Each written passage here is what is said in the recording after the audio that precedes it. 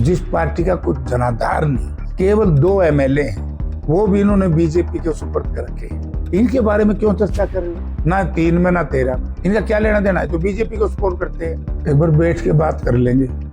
जब सुभाष चंद्रा का इलेक्शन था, इनका एजेंट था रामपाल माजरा, अभय सिंह चौटाला।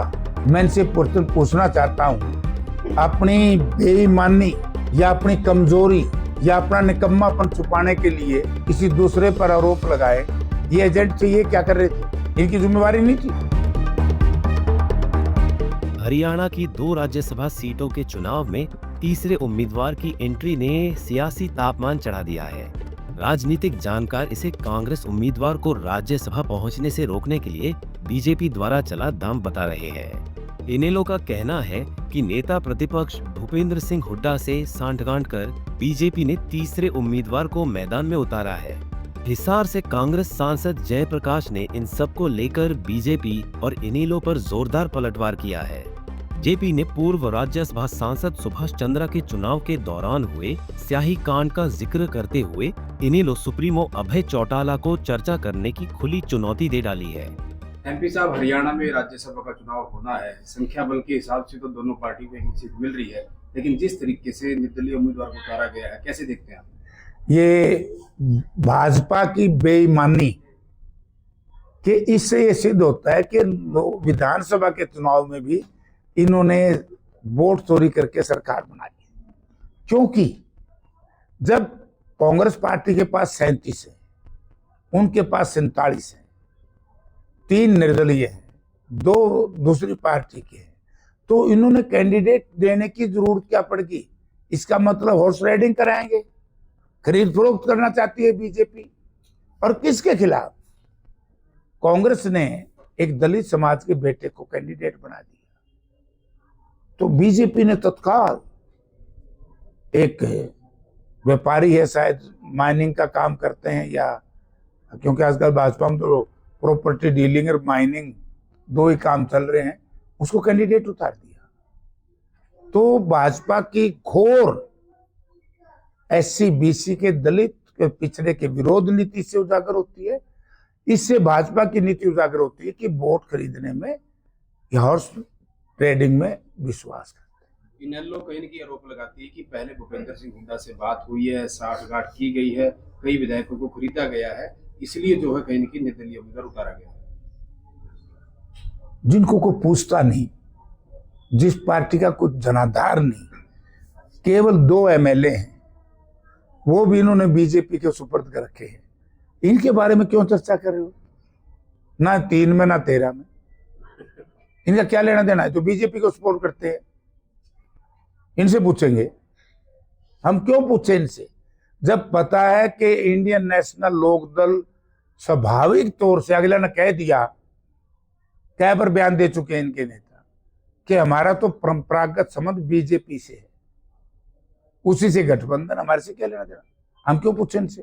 लेकिन वो तो बार बार आपका हवाला देकर, शाही कांड का हवाला देकर के इनकी कहते हैं कि जिस तरीके से सुभाष चंद्रा को शाही कांड करके भेजा गया था, उसी तरीके से दोबारा से ये कहीं की कांड खेला किया जाएगा। एक बार बैठ के बात कर लेंगे। जब सुभाष चंद्रा का इलेक्शन था, इनका एजेंट था रामपाल माजरा, अभय सिंह चौटाला।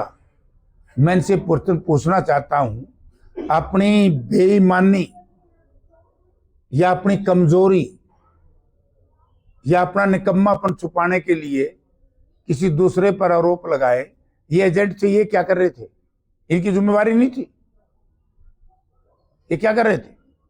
अब ये जनता के सामने, ये लोग सुभाष चंद्रा से क्यों मिल रहे थे? ये लोग, अब गोपाल कांडा का जो टेलीफोन की बात आई, उन्होंने बयान दिया कि नहीं गोपाल कांडा ने? आज तक भी लोक दल के एक नेता ने ये नहीं कहा कि भाई गोपाल कांडा गलत कह रहे। गोपाल कांडा ने साहब कहा था कि 2 सीट मेरी वजह से आ गई, क्योंकि मनोहर लाल जी ने मुझे दिल्ली से टेलीफोन कर दिया। जब हैं ही बीजेपी के, तो हम इनसे क्यों बात करें? ये तो बीजेपी की पेरोल पे है, उसी के लिए काम करते हैं। हम इनसे बात ना करी ना करेंगे। और कांग्रेस पार्टी का एक एक विधायक चट्टान की तरह मजबूत है, और आज उसी का हैसियत पे चलेगी लोकदल। सिर्फ एक ही प्रचार है, क्योंकि बीजेपी जो टास्क देती है लोकदल वही बोलता है कि हुड्डा साहब मिले हुए हैं, हुड्डा साहब मिले हुए, इस बात पे लगे हुए। अरे भैया अपने गरीबान में जाके लो, कौन किससे मिला हुआ जनता सब जानती है। बता दें कि 16 मार्च को हरियाणा की 2 राज्यसभा सीटों के लिए चुनाव होना है।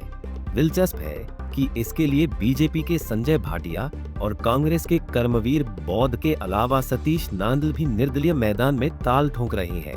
पहले इनेलो और फिर बीजेपी में शामिल होकर राजनीति करने वाले नांदल की एंट्री ने कांग्रेस खेमे में बेचैनी पैदा कर दी है। बीजेपी भले खुलकर उनका समर्थन न कर रही हो, लेकिन सब मान रहे हैं कि सत्ताधारी दल 2016 और 2022 के राज्यसभा चुनावों के दौरान हुए खेल को इस बार भी रिपीट कर कांग्रेस को विधानसभा चुनाव के बाद सबसे बड़ा झटका देने की तैयारी में है। बहरहाल इस बार भी कांग्रेस के साथ खेला होता है या पार्टी बीजेपी के चक्रव्यूह को भेद कर अपना कैंडिडेट जीता ले जाती है, ये आगामी 16 मार्च को पता चलेगा। हिसार से विनोद सैनी, पंजाब केसरी टीवी। हमसे जुड़े रहने के लिए हमारे YouTube चैनल को सब्सक्राइब करें और नई वीडियो की नोटिफिकेशन के लिए बेल आइकॉन को दबाएं। अगर आप ये वीडियो Facebook पर देख रहे हैं तो लाइक जरूर करें और ज्यादा से ज्यादा शेयर करें। धन्यवाद।